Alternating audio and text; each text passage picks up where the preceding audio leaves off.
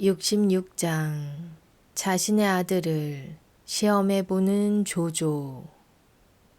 위왕의 자리에 오른 조조는 황제와 똑같은 왕관을 쓰고 황제가 타고 다니는 것과 같은 금으로 만든 수레를 탔어요. 조조는 모든 옷과 호위 군사들까지 황제의 것과 똑같이 했어요. 하지만 모든 일에 의심이 많았던 조조는 위왕의 자리에 오르자 불안한 마음이 들기 시작했어요. 자기가 잠들었을 때 누군가 반란을 일으켜 자기를 죽일지 모른다 생각이 들었어요.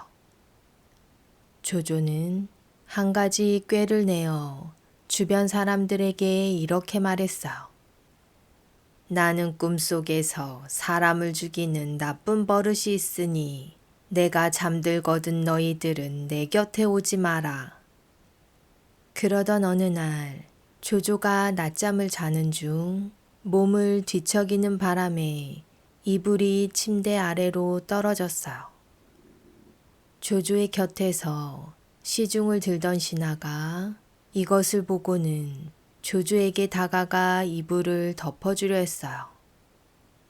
그러자 조조는 침대에서 벌떡 일어나 칼을 뽑아 들고는 단번에 신하를 베어 죽여버렸어요. 그러고는 아무 일도 없었다는 듯 다시 침대에 올라 코를 골며 잠이 들었어요. 잠시 후 잠에서 깬 조조는 자신의 침대 밑에 죽어있는 신하를 보고는 깜짝 놀라 물었어요. 대체 어떤 놈이 겁도 없이 내 신하를 죽였느냐? 조조를 시중 들던 신하들은 무서움에 벌벌 떨며 사실대로 말했고 조조는 땅을 치며 눈물을 흘렸어요. 이 일이 있은 후 사람들 모두 조조가 자기도 모르게 꿈속에서 사람을 죽인 줄로만 알았어요. 하지만 오직 한 사람, 양수라는 자만은 조조의 속을 꿰뚫어 보았어요. 양수는 쯧쯧 혀를 차며 죽은 신하를 향해 중얼거렸어요. 참으로 불쌍하구나. 조조 장군은 꿈속에서 그대를 죽인 것이 아니라네. 조조의 마음을 꿰뚫어 보는 양수는 조조의 셋째 아들인 조식을 도왔어요. 위왕이 된 조조는 세 번째 부인인 변부인을 왕비로 삼았는데 셋째 부인을 왕비로 삼은 데에는 이유가 있었어요. 원래 조조에게는 정씨성을 가진 첫 번째 부인이 있었지만 첫 번째 부인은 자식을 낳지 못했어요.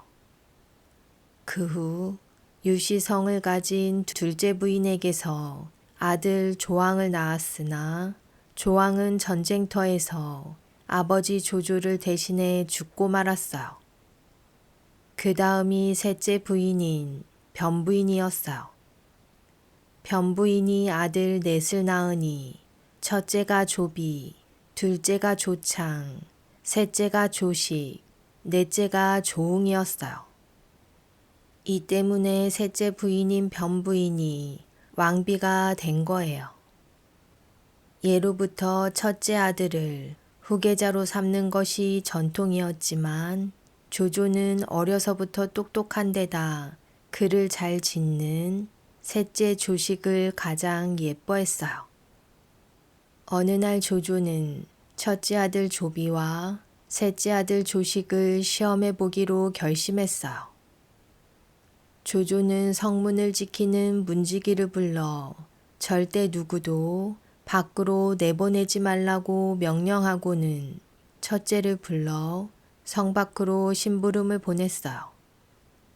말을 타고 나간 첫째 조비는 문지기가 성문을 열어주지 않자 어쩔 수 없이 되돌아오고 말았어요. 조조는 셋째를 불러 성 밖으로 심부름을 보냈고 이 소식을 들은 양수는 셋째 조식에게 급히 달려가 충고했어요. 왕의 명령을 받아 성문을 나서는데 감히 누가 막을 수 있겠습니까? 막는 자가 있다면 그 자리에서 그를 베어버리고 가십시오. 셋째 조식은 고개를 끄덕이며 성문으로 달려갔어요. 이번에도 역시 문지기가 성문을 열어주지 않자 조식은 큰 소리로 호통치기 시작했어요. 왕의 명령을 받고 나가거늘 네 놈이 감히 내 앞을 막는 것이냐. 조식은 단칼에 문지기를 베어버리고는 성문 밖으로 나갔어요.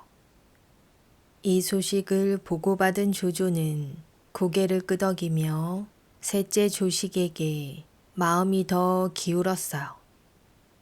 이 사실을 알게 된 첫째 조비는 항상 불안했어요. 아버지가 조식만 예뻐하시니 조식을 왕자로 삼으실 수도 있는데 만약 그렇게 되면 나는 어떡하지? 조비가 불안한 건 당연한 일이었어요. 동생이 왕이 자리에 오른다면 첫째 아들로서 억울한 것은 물론 잘못하면 죽을 수도 있었기 때문이에요. 동생이 왕이 된다면 형이 반역할 것이 두려워 형을 죽이는 일은 흔한 일이었기 때문이에요. 조비는 다짐했어요. 무슨 일이 있어도 내가 왕자가 되어 왕위를 물려받아야 한다. 조식은 평소 자신을 따르던 신하 가우와 상의했어요. 어떻게 하면 제가 왕자가 되어 왕위를 물려받을 수 있을까요? 가우가 대답했어요. 첫째 아들은 가만히 있어도 왕위를 물려받습니다. 가우의 대답에 조비는 더욱 불안했어요. 아버지께서 동생 조식만 예뻐하시니 드리는 말씀입니다. 좋은 방법을 가르쳐 주십시오. 가우는 두 눈을 감고 잠시 생각에 잠기더니 이내 입을 열었어요. 제가 알려드리는 방법은 높은 벼슬을 바래서가 아니라 왕위 때문에 형제간의 싸움이 일어나는 것이 걱정되어 알려드리는 것입니다. 가우는 조비에게 귓속말을 속삭였고 조비는 연신 고개를 끄덕였어요.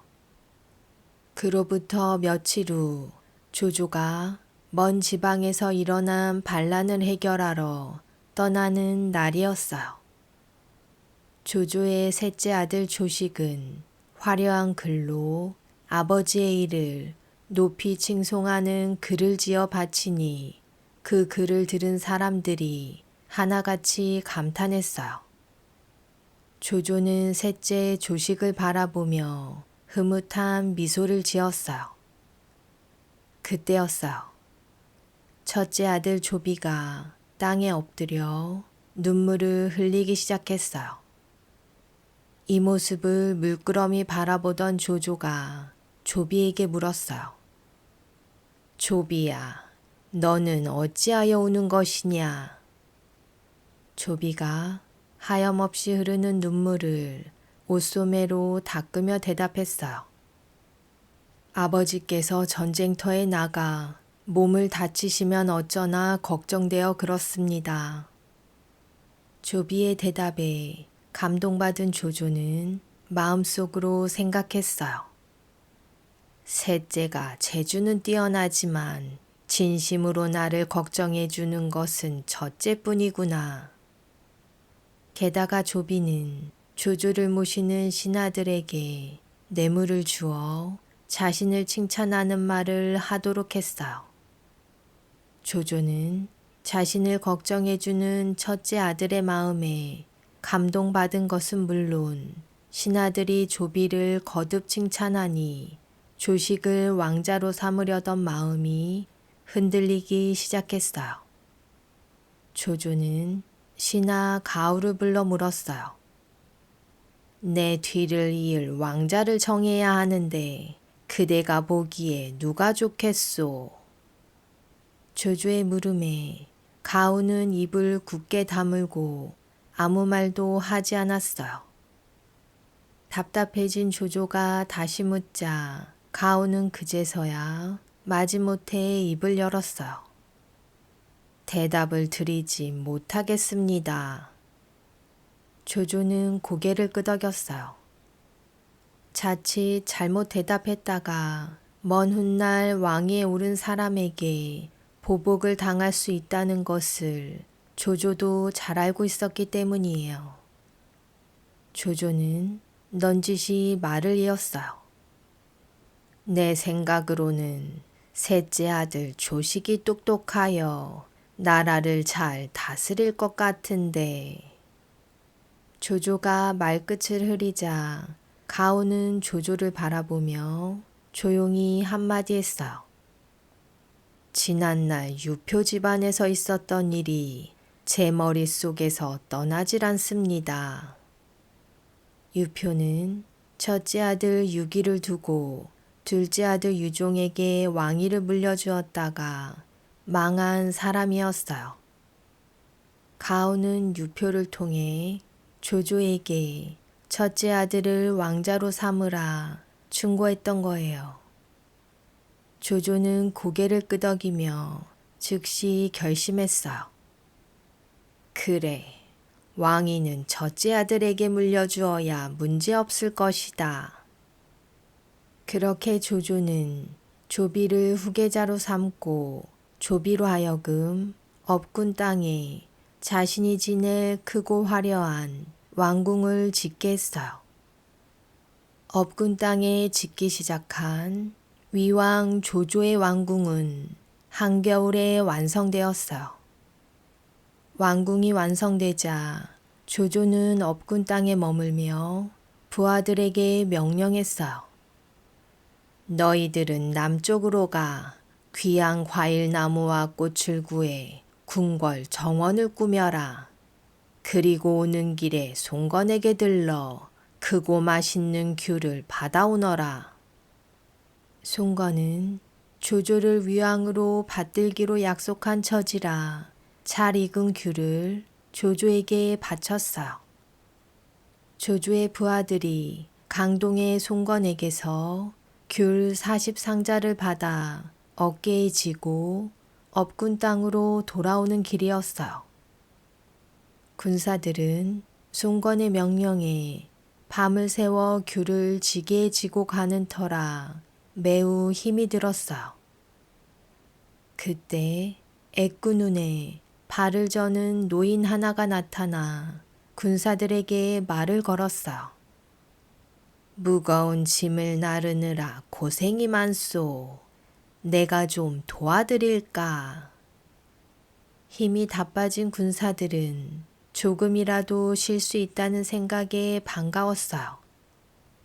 군사들이 노인에게 귤 상자를 내어주니 노인은 귤 상자를 양쪽 어깨에 하나씩 지고 빠른 속도로 달리기 시작했어요.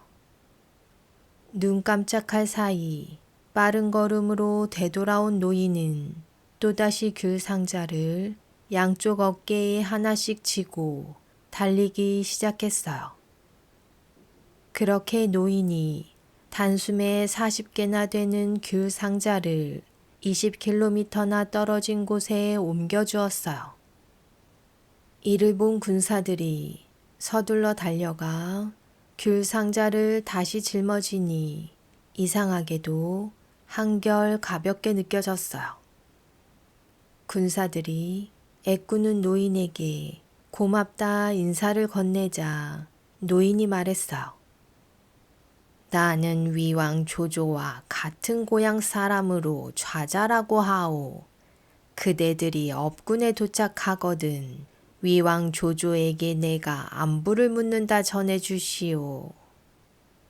말을 마친 노인은 소매자락을 바람에 날리며 유유히 사라졌어요. 이윽고 업군에 도착한 군사들이 조조에게 귤을 바치자 조조는 기뻐하며 귤 하나를 집어들었어요. 껍질을 벗겨 귤을 맛보려던 조조가 얼굴을 일그러뜨리며 소리쳤어요. 이게 어찌된 일이냐. 귤 속의 알맹이들은 모두 어디로 가고 껍질만 있느냐. 조조가 여러 개의 귤 껍질을 벗겨보았지만 귤은 하나같이 알맹이는 텅 빈 채 껍데기만 있었어요. 도대체 어떤 놈이 이딴 짓을 저질렀느냐. 조조가 불같이 화를 내자 군사들은 벌벌 떨며 간신히 입을 열었어요. 저희는 송건 장군이 준 귤 상자를 그대로 가져왔습니다. 그런데 귤을 가지고 오는 동안 좌자라는 노인이 귤 상자 옮기는 것을 도와주겠다고 하여 그 노인의 도움을 받았습니다. 조조는 군사들의 이야기를 듣고 고개를 가로저었어요. 그 노인이 도수를 부린 게 아니라면 송건이 양심을 품고 일부러 껍데기만 보낸 것이다. 괘씸한 놈 같으니. 이때 궁궐을 지키던 병사 하나가 들어와 조조에게 보고했어요. 좌자라는 노인이 대왕을 뵙겠다고 찾아왔습니다. 조조의 두 눈이 휘둥그레졌어요. 좌자라면 아까 말한 그 이상한 노인이 아니냐. 어서 들여보내라. 잠시 후 조조 앞에 좌자가 나타나자 군사들이 소리쳤어요. 맞습니다. 저자가 바로 그 노인입니다. 조조는 보잘것없어 보이는 좌자의 모습을 보고는 눈살을 찌푸린 채 그를 꾸짖었어요. 너는 어찌하여 껍질은 그대로 둔 채 알맹이만 쏙 뽑아 먹었느냐. 좌자가 얼굴에 미소를 지으며 차분히 대답했어요. 그럴 리가 있습니까? 좌자가 귤 하나를 들어 껍질을 벗기자 그 속에 황금빛을 띤 잘 익은 귤 알맹이가 들어있었어요.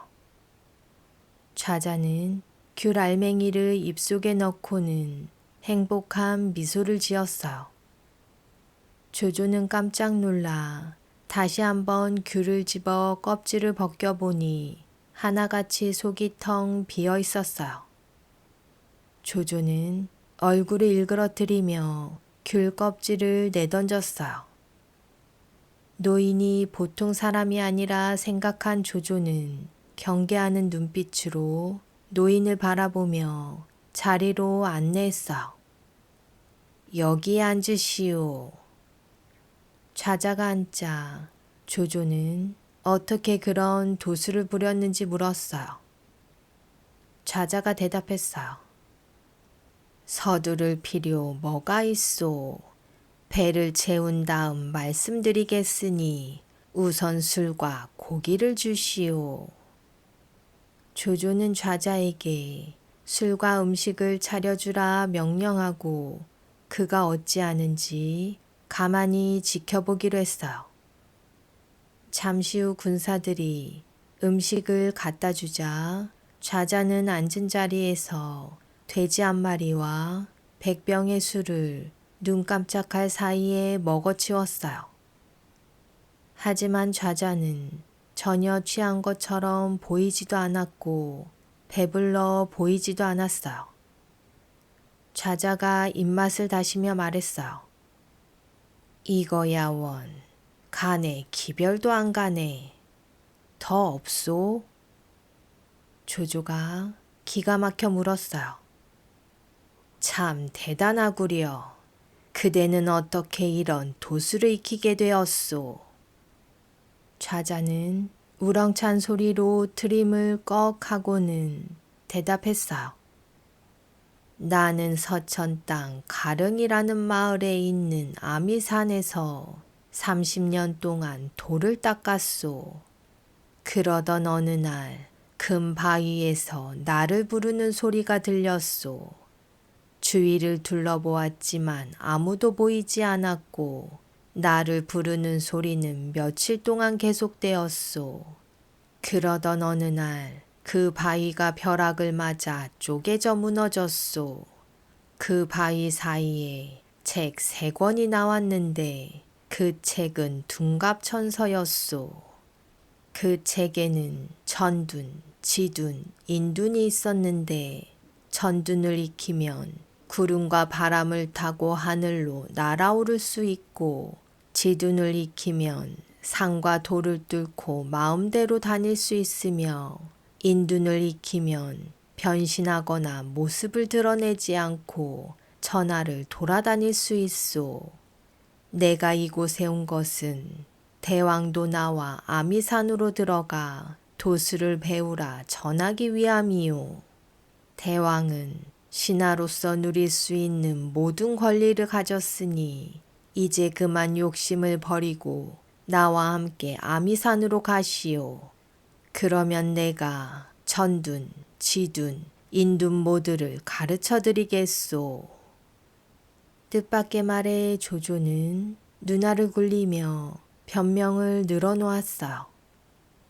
나도 그러고 싶지만 나를 대신해 나란 일을 할 사람이 없어 떠나지 못하오. 조조의 대답에 좌자가 한쪽 입꼬리를 치켜 올리며 웃어 보였어요. 서천을 다스리는 유비 장군에게 넘겨주면 되지 않소. 그분은 황실의 후손으로 왕이 될 만한 충분한 자격이 있소. 만약 내 말을 듣지 않으면 지금 이 자리에서 칼을 날려 그대의 목을 잘라버리겠소. 조조가 새파랗게 질린 얼굴로 두 주먹을 부르르 떨며 소리쳤어요. 이런 괘씸한 놈 같으니 네 놈은 유비가 보낸 접자가 분명하다. 여봐라, 이 놈을 당장 끌어내 매우 쳐라. 조조의 명령을 받은 군사들이 좌자를 끌어내 매로 엉덩이를 내리쳤어요. 그런데 어찌된 일인지 좌자는 매를 맞으면서도 코를 골며 쿨쿨 잠이 들었어요. 조조는 머리끝까지 화가 나 참을 수 없었어요. 여봐라, 저놈의 온몸을 밧줄로 묶어 감옥에 가두어라. 군사들이 그 즉시 좌자의 몸을 밧줄로 묶은 후 감옥에 가두었어요. 하지만 좌자는 온몸에 묶인 밧줄을 풀고 자기 집 안방에 누운 듯 땅바닥에 드러누워 편하게 잠을 잤어요. 조조는 화가 부글부글 끓어올랐어요. 앞으로 저놈에게 절대 밥을 주지 말아라. 저놈이 밥을 안 먹고 얼마나 버티는지 어디 한번 두고 보자. 조조는 좌자를 감옥에 가두고 일주일 동안 밥을 주지 않았어요. 일주일 후 밖으로 끌려 나온 좌자는 얼굴색이 불그레해 감옥에 가기 전보다 오히려 보기 좋았으며 통통하게 살이 쪄 더 건강해 보였어요. 조조는 기가 막혀 말도 나오지 않았어요. 오래 살다 보니 별 희한한 놈을 다 만나는구나. 좋다. 그 애꾸는 영감탱이를 끌고 와라. 잠시 후 군사들에게 끌려 나온 좌자에게 조조가 물었어요. 네 놈은 어찌하여 밥을 먹지 않았는데도 멀쩡한 것이냐? 좌자가 빙그레 웃으며 대답했어요. 나는 10년을 먹지 않아도 배고프지 않으며 하루에 돼지 1000마리를 먹어도 배부르지 않다. 좌자의 대답에 조조는 이러지도 저러지도 못하고 발만 동동 굴렸어요. 뾰족한 수가 떠오르지 않았던 조조는 좌자를 그냥 풀어줄 수밖에 없었어요.